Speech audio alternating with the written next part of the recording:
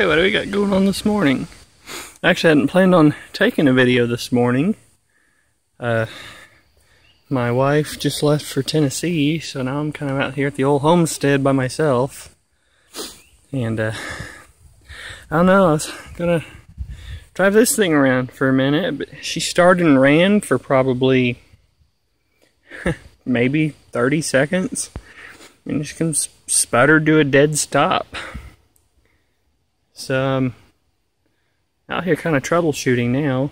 It's been kind of moist, it's been raining quite a bit the last couple days. You can tell by the ground.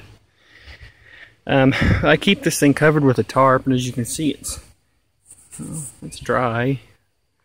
So I guess right now I'm just trying to figure out if it's a spark issue or you know, maybe I got a loose cable or something. But I'm gonna try and, I don't know, maybe videotape myself actually working on it, since all you guys get to see is me just going through the motions, and usually it's after I work on it. So anyways, I know I've got gas flow to some extent, because obviously here's my filter.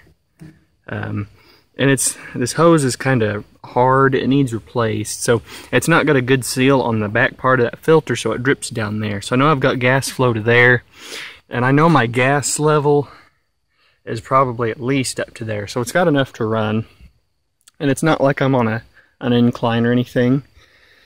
So let's see the next thing we need to check.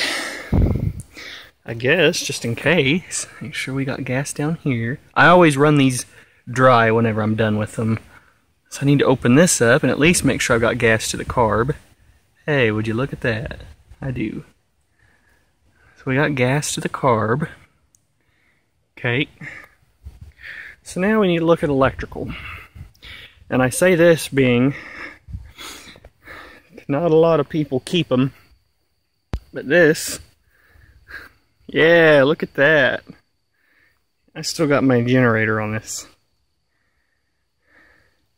And truth be told, and I'm not going to be the first to admit this, this thing don't keep charged very well. Yeah, if I run it all day, yeah, it'll keep the battery charged okay. Honestly, I think I've just got some dirty connections. Being a 6-volt battery, I mean, and obviously the spark plugs are firing at whatever voltage. I mean, so while I'm running it, it's never died on me. So I know that generator's at least keeping it the battery charged enough to run my ignition. Like I said, it started. It was a little harder than normal. I normally like to hand crank it, because for some reason this battery gets a lot of draw on it. If I try and use the starter, it's like it doesn't have enough voltage to operate the coil and all that. So, that being said, I normally hand crank it. It took a little longer than normal today. And I know it's a moist day. It's actually been about maybe a little over 2 months, 2.5 months, since I've actually had to replace the condenser in this, because it was on a day like today, trying to start it, got no fire, tested the condenser was bad, so replaced the condenser, fired right off, but there's no moisture in there, the condenser still looks good, it's not in, I don't know what you want to call it, it's not leaking, it's not swollen, so that's good. So now we come here and check for loose connections. Those are okay. Oh, never noticed that one before. That might be a problem. Yeah. That might be why I'm having issues. Because about every, probably once a month or so, because this thing does a lot of sitting. I drive it a couple times on the weekends when we're out here at my mother-in-law's, and that's it, it sits. So no, I didn't, man, I didn't notice that. The gentleman I got this from said his brother had this generator rebuilt at some point in time. And it might be time, I don't know how long ago he said that was, to be honest with you. So it might be time to send her back and get done again. I need to oil those. So that's a definite, you know, blatant thing. See, that black wire should run. See, I don't know. One runs down here, but they're covered up in that loom. And one goes to my starter. These I know are pretty clean connections. I've actually cleaned those before because my starter wasn't operating very well. So I might need to take those off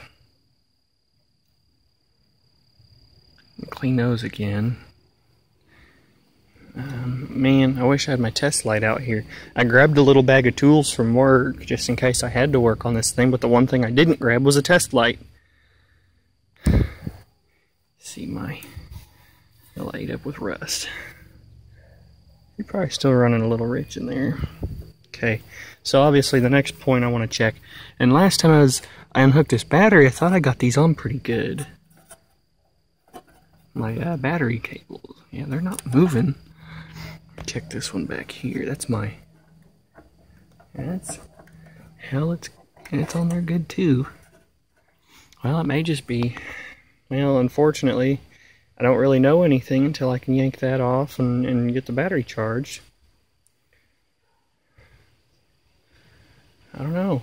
That's kind of puzzling. Kind of puzzling. Let's see if I can't balance the camera here.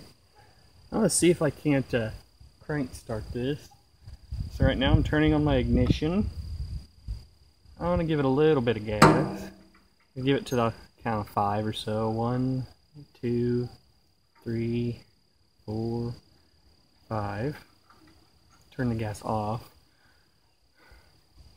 I'll try choking it again, but we'll see. It may or may not start. Remember, when you're hand cranking, use an open hand. Don't wrap your thumb around it and only pull up. Not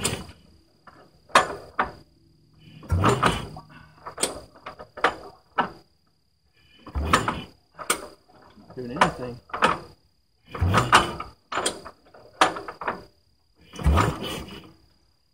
Let me take her off the choke.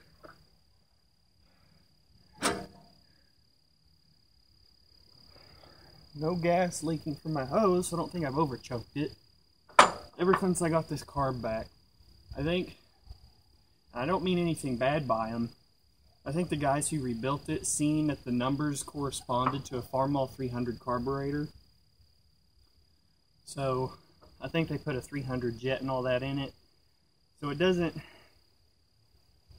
not going to say it doesn't run right, but if, you know, most of these main load screws are supposed to be out 5 turns on a Super H. I have mine out maybe 2.5, if that. Any more, it runs way too rich. So it's got a bigger, it's getting more fuel than it needs. You can tell it doesn't have the really nice soft purr to it whenever it's running. It's just a hair bit growly, so I know she's running a little bit. She's getting all the gas she needs. I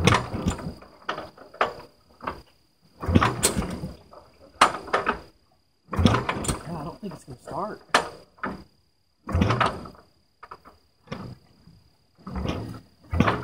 I think it's getting a spark. Oh, my phone fell.